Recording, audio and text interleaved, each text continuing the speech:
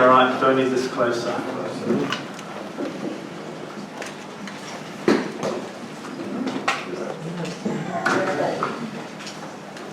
Alright, we're continuing today with our series on making disciples that make disciples. And I want to go back to a theme that Matt introduced right at the very first Sunday that we started the course. And you might recall that he spoke on the heart behind discipleship. And that theme came up again in the first session that we did with Simon Holly. You might remember he said that our desire to make disciples must be rooted in God's heart of love for the lost. And so today what I want to do is I want to tell you a parable that gives us an insight into God's heart of love for the lost. The extraordinary, loving Father heart of God. You can find it in Luke chapter 15. It's often referred to as the parable of the prodigal son, but I think it'd be more accurately called the parable of the amazing and loving Father. So at the moment I'm going to tell you that story, but for us to understand it, we really need to know a bit of background. You know, we often miss some of the impact of the parables and the stories that Jesus told, because we live in a very different cultural context. So the first point we need to grasp when we're going to listen to this story is that this took place within the context of a very tight-knit community. That's not something that's spelt out here, but it's something that would be understood by the people that were listening to Jesus. And second, this community was one that was rooted in a culture that emphasised honour and shame. What people thought of you was really important. So you would act in such a way as to bring honour to yourself and to your family. And if people acted in a different way, if they acted in a shameful way, in a way that brought dishonour, then they would be scorned and punished. Now, there are cultures like that in the world today, but ours isn't one of them. And I think sometimes we find it quite hard to understand how people can become so passionate about things which to us just don't seem that much of a deal. But we won't understand this story unless we understand that as the context that it's set in. And the third piece of background we need follows on from that really. And that's in the village culture that Jesus was speaking into. There was a ceremony which isn't mentioned here in this parable, but would have been assumed by the audience. And that ceremony arguably forms sort of the focus of this story. You see, the prodigal son brought dishonour not just on his family, but on the community. And when he left that community, he was effectively excommunicated. And the expectation was that he would never dare show his face in that place again. But if he did, well then the community would express its displeasure. If such a person was seen returning to the village, then the community would come out to meet them, not to greet them, to welcome them back again, but to shout their insults and to throw stones, even on occasion to kill. You see, then this story is a story about high stakes. It's about passionate emotion, life and death, honour and shame, betrayal and overwhelming love.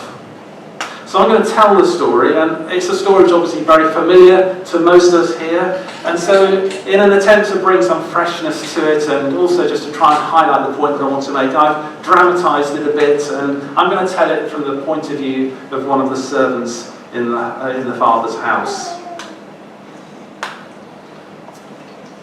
There has been the most extraordinary drama playing out over the last few months. If you've got a few minutes, gather round and I'll tell you the story. See, I live in a village in the northwest of Galilee. It's a reasonable sized village, but not so big that we don't all know exactly what's going on in everybody else's life. See, most of the houses here are crowded together along the main street.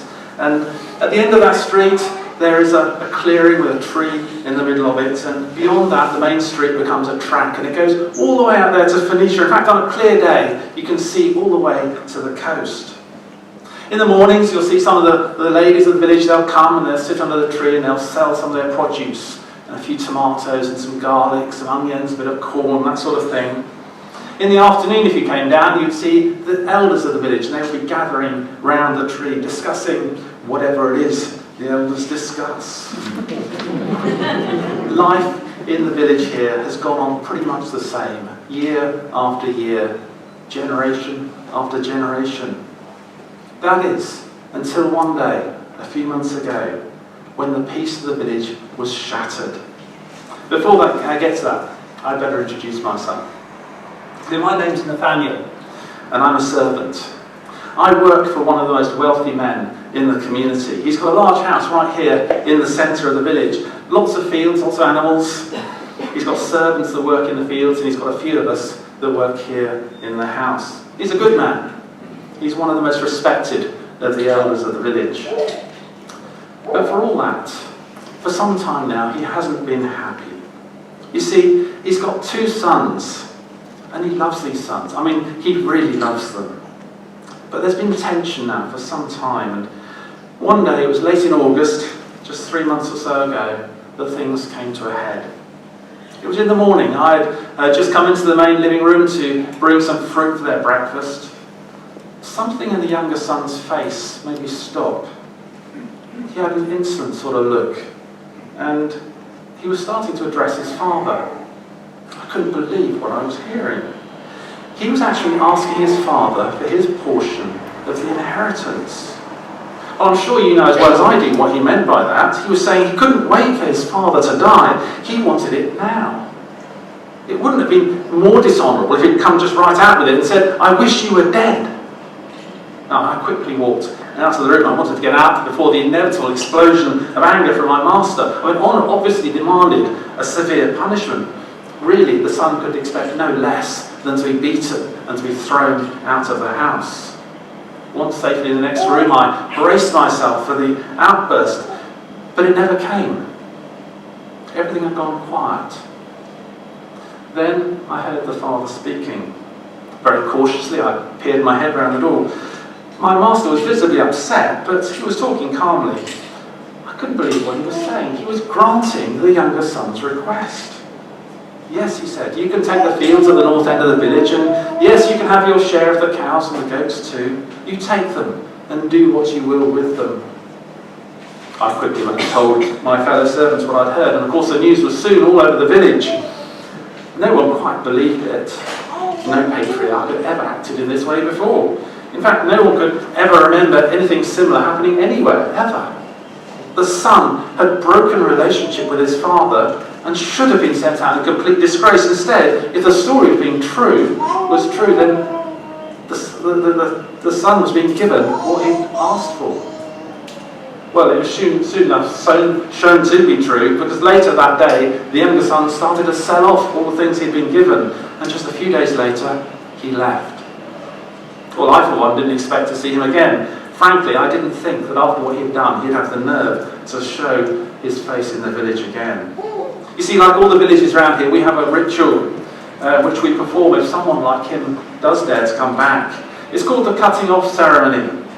Basically, if someone who has lost his inheritance dares to come back home, we fill a clay pot with burnt corn and burnt nuts, and we break it in front of him. And down the street, all the people come out of their homes and they shout, "So-and-so has been cut off from the people," and they'll refuse to have anything more to do with him.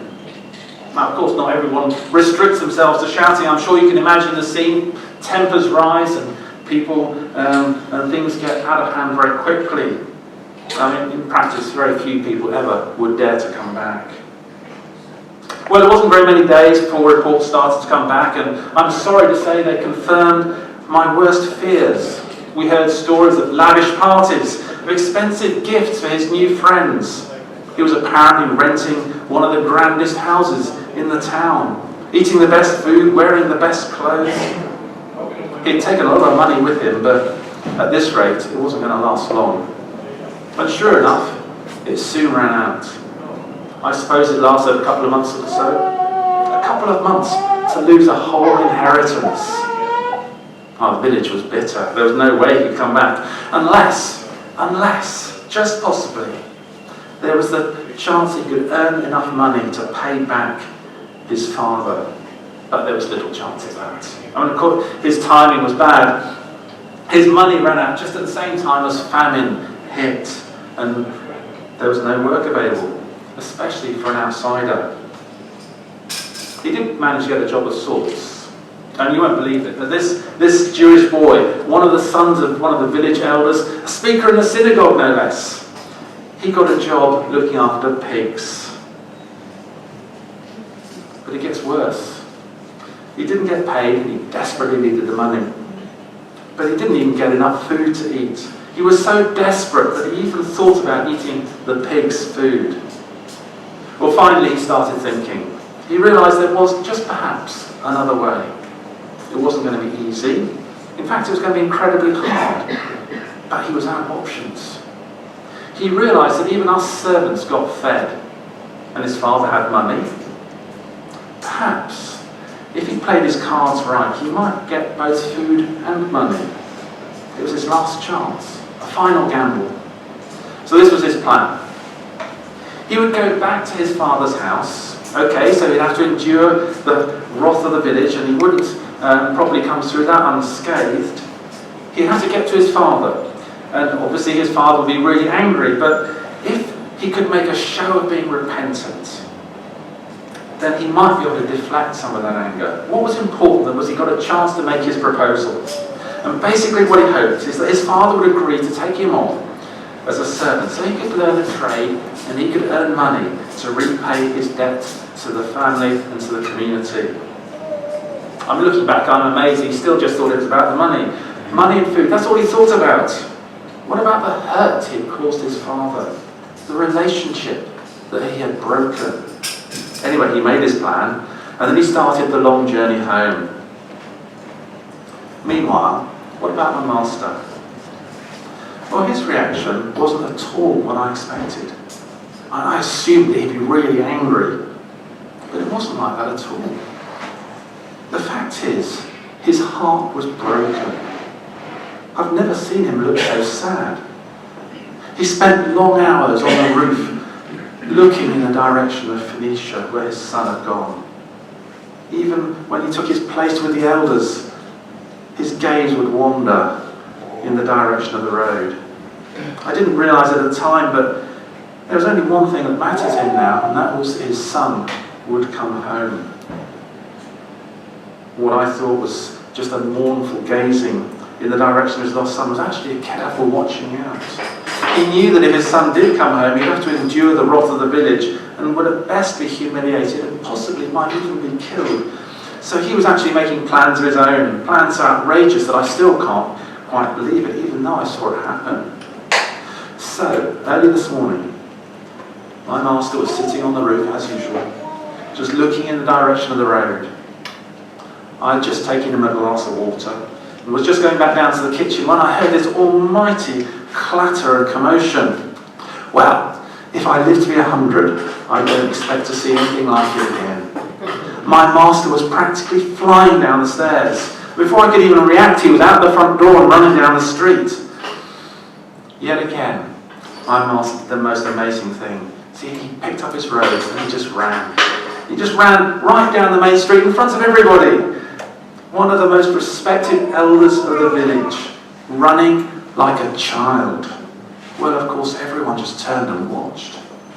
Which, as it turned out, was what he wanted, because it drew attention from that little figure that was in the distance, walking towards the meeting place. Now, some people had already seen him and were gathering ready. And of course, the news was travelling like wildfire. The younger son is returning, prepared to meet him. But now, the father, my master, was running in a completely undignified and shameful way up towards his son. They met just out there by the tree. My master fell at the feet of his son and embraced him. The boy didn't have a chance to say anything. He was so completely stunned, as was everyone else. Why would his father humiliate himself in this way for him, who had messed up so badly? I stood back. How was the son going to react to this amazing display of love? What was he going to say? Finally, he knelt down, lowered his eyes and spoke. Father, I have sinned against heaven and against you. I am no longer worthy to be called your son. Now, I'm not really an emotional person, but it brought tears to my eyes. I've not had much chance to dwell on it because the next thing I knew, my master was shouting at me, "Go back to the house at once, bring my best robe, my ring, and some sandals, and tell the kitchen staff to kill the fatted calf and prepare a feast." I flew back, grabbed the things, and ran back as fast as I could. Everyone was gathering round now. No one knew quite what to do. Honour demanded the boy be punished, humiliated, cut off. But how could they do that when the father was acting as he was? He had humiliated himself and was now embracing his son. As soon as I got back, my master dressed him with the cloak, the ring, and the sandals. Excitement rippled through the crowds. They watched in amazement. My master was accepting the boy back as his son. The tension was palpable, a mixture of delight and of fury. Of course, there's no question of enacting the cutting off ceremony now. The son was wearing his own father's cloak and ring and had his sandals on his feet and was walking back now with the father by his side. Then the master turned and said to everyone, "Let's have a feast and celebrate. This son of mine was dead and is alive again. He was lost and is found." So here we are, back at the house. The band is playing, the drums are pounding, people are eating and drinking and talking. You can feel the excitement in the air. People will talk about this day for years to come. My master has found his son. In a most spectacular way, he has reconciled him to himself, received him back into the family, and everyone is in awe of what he has done. We all knew he was good, but we had no idea how good. So I just want to emphasize a couple of points from that story. Excuse me. The first is that the son did nothing to deserve the treatment. I'm going to cough again. Oh dear, sorry. The son did nothing to deserve the treatment that he received. There was nothing he did, and despite his plans and his thoughts of what he might do, there was actually nothing that he could have done to earn favour with his father. He deserved punishment. He deserved to be cut off. Thank you very much.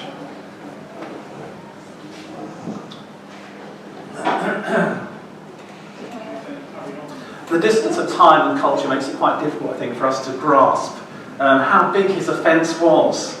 But the people listening, and in particular the Pharisees, they understood, and they were indignant. In their minds, the father should never have forgiven the son. They were on the side of the younger son, who was angry with the father. What he'd done was outrageous. But even that isn't the end of it, because the father didn't just forgive the son. He paid the price for the son's wickedness. He bore the cost. In a culture where honour was everything, he humiliated himself to save the son. You know, there's a chorus we used to sing that spoke of the overwhelming, reckless love of God. And I know that some people took offence at that line because they say, how dare we say that God is reckless? But that's exactly what we're seeing in this parable. See, God lavishes his love at great cost on people who are completely unworthy.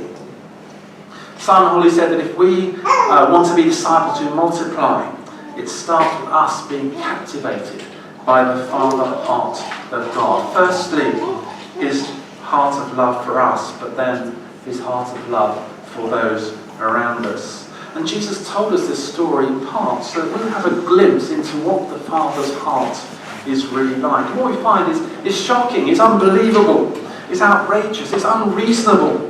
It goes against everything that we would reasonably expect, everything that those around us would expect. It goes against everything that religion would teach us should be the case. And yet here it is. The heart of God is filled to overflowing with a love which is incomprehensible in its passionate abandonment. How do we respond to this kind of love? Well, first, there may be some here this morning who've never heard this before. Perhaps you've no idea that this is how God loves you, and you wonder whether that can really apply to you. And if that is the case, well, the short answer is, well, yes, it can, it does. He does love you in that way. And again, if that is you, please do make yourself known to someone afterwards, because we would really love to talk with you more. For those of us who are already following Jesus, how do we respond? Well, I mean, there's so much that can be said, but I want to be focused, so I'm just going to make a few brief points. The first is that we need to hear the truth and hold on to the truth. That the Father loves us in this way, because we do have an enemy who will try and steal that away from us and cause us to doubt it. Don't let him. This is glorious truth, and this is something for us to live in the good of. Second, let's continue to love others in the body in the same way that our Father has loved us. See, one of the ways that we will experience the love of God for us is when we receive it from each other. And that's great for us, but it's also a witness to the world. Jesus said, they will know that you are my disciples by the way that you love each other. I think we do that well as a body already. I want to encourage us this morning to think, how can we do it even better? Thirdly then, we want this love to spill outwards. We've got to remember that in terms of this story, we were all once the prodigal son. We all broke relationship with our Father. None of us deserved to be forgiven and brought into God's family as sons and daughters. Paul reminds us in his letter to the Ephesians that we were all dead in the trespasses and sins in which we once walked. We all lived in the passions of our flesh, carrying out the desires of the body and the mind. We were all, by nature, children of wrath, like the rest of mankind. See, we mustn't allow ourselves to believe the lie that somehow we were more deserving, that we were less bad than the people out there. No, by nature, we were all children of wrath. But because of God's mercy and grace, we have been saved. And that same lavish love that's been poured out on us is for the rest of the world too. And our Father wants us to share it. And part of the point of us doing this series just now is that we want to encourage all of us to be looking outwards again. Luke 15 verse 20 says that while the Son was still a long way off, the Father saw him and was filled with compassion, and so he ran. We're surrounded by lost people, and often they seem very far off, and it can be hard to know what to do. But we can start by looking and by seeing them. And we can pray that we will be moved by compassion for them. And then we will be in a good place for whatever the next step is that God will call us to do.